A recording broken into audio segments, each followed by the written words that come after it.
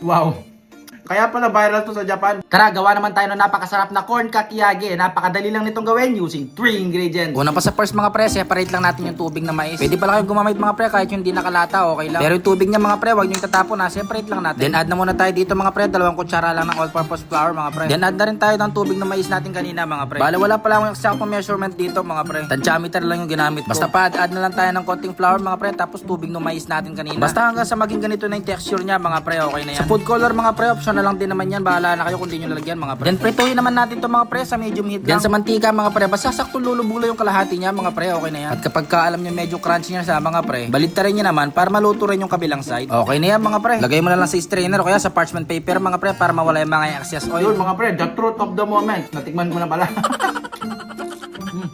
Sobrang solid. Kaya pala bayan ito sa Japan. Masarap. Paki-comment mo na rin kung taga saan ka para ma-flex din kita. Bye-bye!